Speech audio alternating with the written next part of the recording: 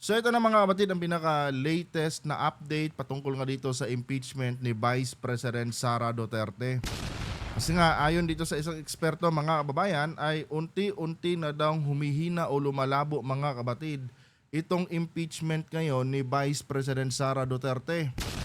Dahil nga mga kababayan, no, sa naging resulta nitong midterm election, especially dito mga kapatid sa mga nanalong senador ngayon, na kung saan mga kababayan hindi po lahat ng nahalal na bagong senador ngayon mga kapatid ay suportado itong impeachment ni Vice President Sara Duterte. In fact mga kababayan, meron pong 5, no, diyan sa Magic 12 mga kapatid ang sure win, no, sure win or sure ball mga kababayan na hindi susuportahan itong nasabing impeachment laban kay Vice President. At ang masakla pa dito mga kapatid, maging sa mga nakalusot na senador ng alyansa mga kababayan ay meron ding iilan mga kapatid, no, na hindi pa sigurado kung susuporta dito sa nasabing impeachment na ihahain mga kababayan laban dito kay Vice President Sara Duterte. Pero bago lahat mga kapatid, huwag kalimutang mag-subscribe at pakilike yung ating video para i-share pa ni YouTube sa iba pang hindi pa nakakapanood. So ito guys, no, panoorin muna natin ang balitang ito at bigyan natin ng ating opinion at reaction. Patuloy na binabantayan ng publiko ang partial and official tally ng nangungunang kandidato sa pagkasenador. Ayon kay political analyst Professor Mario Ferdinand Pasion, posibleng mahirapan kunin ng administrasyon ang suporta ng mga bagong senador para sa impeachment kay VP Sara. Anya, ang pagkapasok ni Senator Bongo at Bam Aquino sa top 12 ay may tuturing na protest vote laban sa administrasyon. Idinagdag ni Pasyon na marami sa mga nanalo sa senatorial race ang hindi kaalyado ng Malacanang, kaya maaaring maging balaki dito sa pag-usad ng impeachment case. Alam niyo mga kababayan kung ano yung natutunan ko dito? Simple lang mga kapatid, no? Libre lang pala ang magnakaw ngayon sa gobyerno.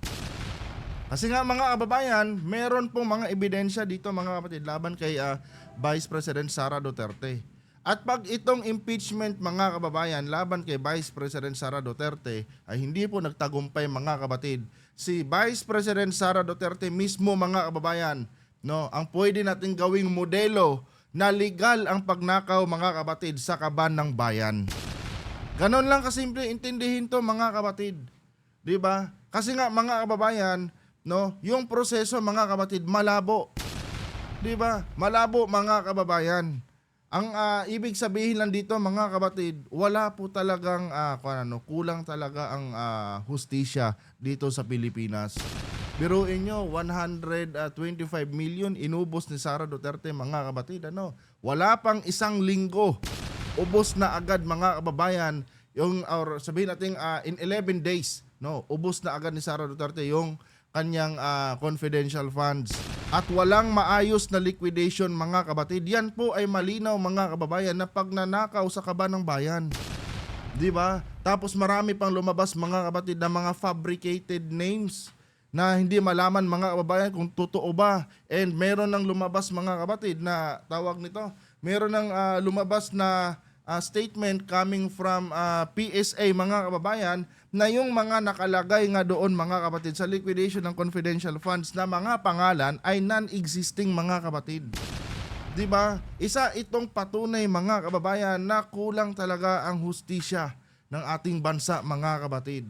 Kung kaya't nakakalusot itong mga ganitong gawain mga kababayan ng mga korap na politiko.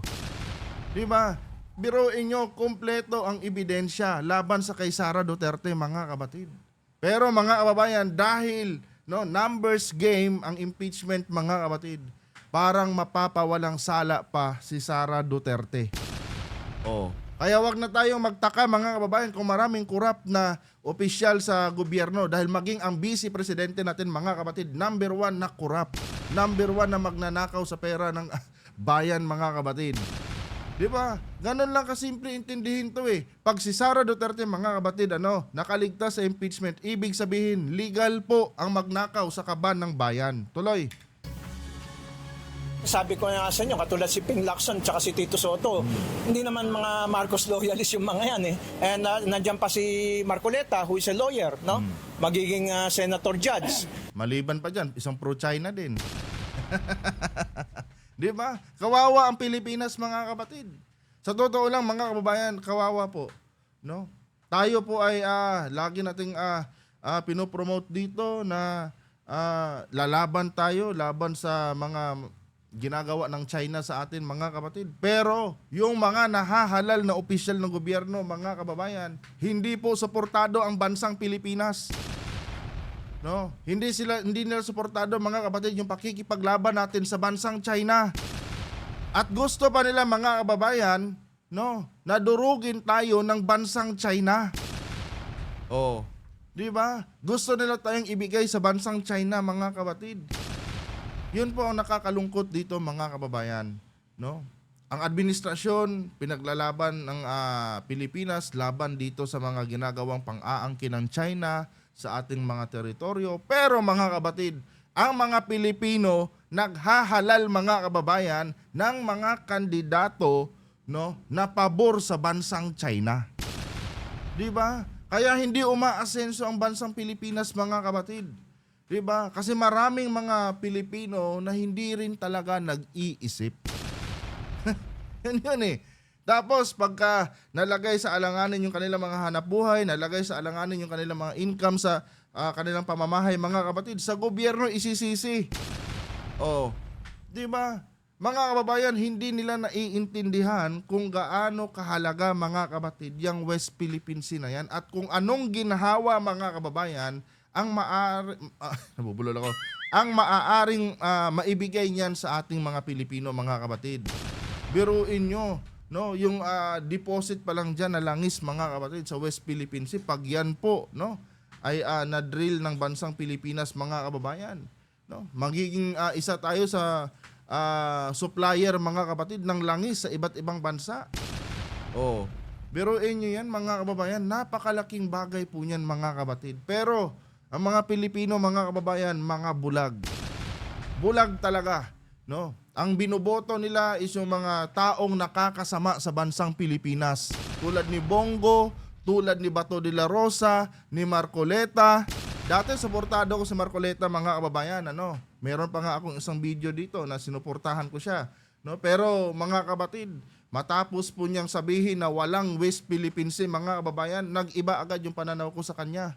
Kahit maganda pa yung adhikain niya, mga kababayan, no? Pero nung sinabi niya talaga na walang West Philippine Sea, mga kapatid, nako, iba na agad yung paningin ko kay Marcoleta, mga kababayan. 'Di ba? Yung mga kandidato na yan, wala dapat yan sa gobyerno, mga kapatid. Dahil yan yung mga kandidato, no, na maglulugmok sa Pilipinas. 'Di ba? Pero, mga kababayan, wala eh. Pera-pera kasi eleksyon natin dito, mga kapatid. Dito pa nga lang sa amin, mga kababayan, naggagapangan na eh. 5,000 versus 6,000. Oh, 'di ba? Ganon dito, mga kababayan. And naniniwala ako na kung nangyayari dito yan sa lugar namin, mga kapatid, nangyayari din yan sa iba't ibang lugar dito sa bansang Pilipinas. Ganon lang kasimple yun. Tuloy. At pag manalo si Amy, hindi naman natin masasabing kakampi ni Bongbong si Amy, although magkapatid sila, no? Traitor yan eh. Di ba? Pero ito lang, sasabihin ko sa inyo uli, ano? Kung nagawa ni Amy traidorin yung kanyang pamilya, walang rason para hindi traidorin ni Amy ang taong bayan. Ganon lang kasimple yun. Tuloy. So sa tingin ko, mahihirapang kunin yung necessary votes ng Malacanang to impeach Vice President Sara. Wala eh. Ganon talaga, mga kababayan. Wala tayong magagawa dyan. Ano? Kahit ano sabihin natin, mga kapatid, kung mismong ang taong bayan din ang ayaw ng pagbabago sa bansang Pilipinas, wala tayong magagawa dyan. Diba? Biruin nyo, binuto nyo yung mga kandidato na tutulong kay Sara para matakasan itong kanyang ginawang pagnanakaw sa gobyerno. Nakalatag na lahat ng ebidensya dyan. Diba? Pati COA, mga kapatid, mayroon na rin ibinigay na ebidensya. Diba? Yung mga pangalan pa lang nakahinahinala, mga kababayan, napakalaking ebidensya na yun, mga kapatid. Laban dito kung kay Sara Duterte, kung paano niya nilustay, mga kababayan, yung 125 million. And mind you guys, no, hindi lang 125 million yung confidential funds ni Sara Duterte mga kapatid. I think umabot pa yata ng 500 million or 600 million mahigit. Hindi ko lang ma-recall yung exact figure, pero mga ganyang kalaki mga kapatid yung confidential funds ni Sara Duterte mga kababayan na nilustay niya. Oh, pero ngayon mga kababayan, sa kabila ng katarantaduhan ni Sara Duterte mga kapatid, sa kabila ng kanyang pagnanakaw sa pera ng kaban ng bayan mga kababayan, parang malulusutan pa yata niya dahil nga dito mga kapatid sa mga kaalyado niyang mga nanalong kandidato. Oh, walang hustisya, kulang ang hustisya talaga sa bansang Pilipinas mga kababayan. Nakakaawa po mga kapatid ang ating bansa. Sa totoo lang mga kababayan. Anyway guys, hanggang dito lang itong video na to. Kung nagustuhan nyo po ang ating content ngayon, huwag kalimutang mag-subscribe at pakilike ang ating video para i-share pa ni YouTube sa iba pang hindi pa nakakapanood. Hanggang dito na lang. Adios.